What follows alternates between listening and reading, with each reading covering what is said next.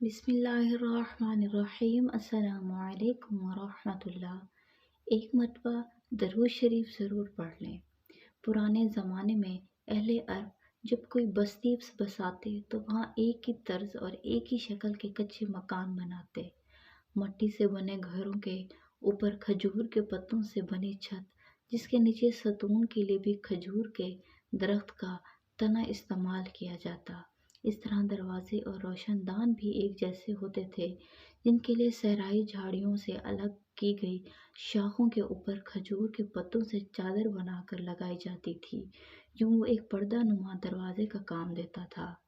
ہر گھر کے صحن میں ایک دو کھجور کے درخت ہوتے تھے تو یوں ایک جیسے دکھائی دیتے تھے۔ ایک دفعہ ایسی ہی بستی میں رہنے والے ایک کسان نے ایک صبح کھیتوں میں جانے سے پہلے اپنی بیوی سے کہا کہ آج شام دوسرے قبیلے کے سردار میرے ہاں مہمان ہیں، تو ان کی مہمان نوازی کے لیے کھجور کا حلوہ، گندم کا ہیرس اور زیتون کے تیل میں بکری کی ران بھون کر تیار رکھنا۔ وہ بازار سے تمام ضروری اشیاء لے کر بیوی کے حوالے کر کے اپنی بکریاں لے کر کھیتوں کی جانب چلا گیا۔ کھجور کے پکنے کا موسم تھا۔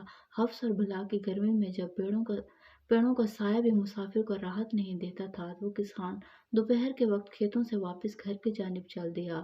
باڑے میں بکریاں باندھ کر جیسے ہی گھر میں داخل ہوا تو اس نے دیکھا کہ اس کی بیوی منہ لپیٹ کر چٹائی پر بے خبر سو رہی ہے اور گھر میں کسی بھی قسم کے کھانے کی خوشبو نہیں آ رہی۔ گرمی سے بے حال اس شخص کا غصہ انتہا کو پہنچا۔ فوراً لاٹھی اٹھائی اور پوری قوت سے بیوی کے کمر میں دے ماری اور ساتھ غصے میں ڈانٹتے ہوئے کہنے لگا، اگر شام تک کھانا تیار نہ ہوا تو تمہارے لیے میرے گھر میں کوئی جگہ نہیں۔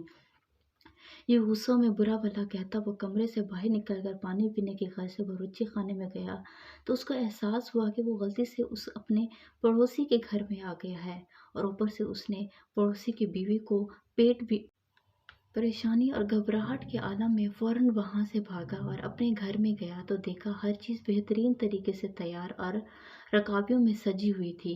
شام کو جیسے تیسے کر کے اس نے سردار کی دعوت کی اور اس کو رخصت کرنے کے بعد وہ اپنی پڑوسی کا انتظار کرنے لگا۔ وہ اپنی بیوی کی شکایت پر ابھی آئے گا اور جھگڑا کرے گا، ہو سکتا ہے جرگہ بھی ہو اور مجھے سزا بھی ملے۔ خیر پڑوسی تو نہ آیا، لیکن وہ اگلے چند روز ڈر کر بھی جب بھی اپنے پڑوسی کو دیکھتا کہیں کترا کر راہ بدل لیتا۔ یوں ایک ہفتہ گزر گیا، پڑوسی نہ آیا، لیکن وہ ضمیر کے ہاتھوں پشیمان ہو کر ایک دن اسی پڑوسی کے گھر چلا گیا اور باہر کھڑے ہو کر اس کو آواز دی۔ پڑوسی باہر آیا، بڑے اتفاق سے ملا تو اس نے حوصلہ پا کر آہستہ آواز میں اسے ساری بات بتائی، معافی مانگی، کہا میں تمہاری بیوی سے بھی معافی مانگنا چاہتا ہوں اور ہر طرح کی سزا کے لیے تیار ہوں۔ تو اس کی بات سن کر اس کا پڑوسی ہنسنے لگا اور کہنے لگا، خدا کے بے وقوف بندے، کیوں ایک غلطی کے اوپر دوسری غلطی کرنے پر تلے ہوئے ہو؟ میں تو پچھلے چند دنوں سے پریشان تھا کہ ایسی کون سی نیکی میں نے کی ہے جس کی وجہ سے میری بیوی یکدم بدل گئی ہے۔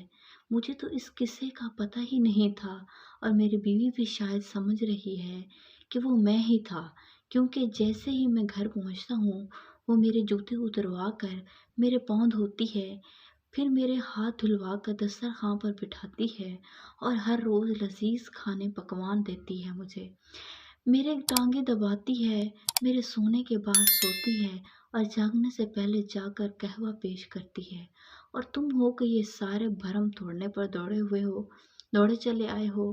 سنو، یہ کچھ دینار میری طرف سے رکھ لو اور ایسا کرو مہینے میں ایک آدھ بار ایسی غلطی کرنے آ جایا کرو۔ مزید ویڈیوز کے لیے چینل کو سبسکرائب کریں۔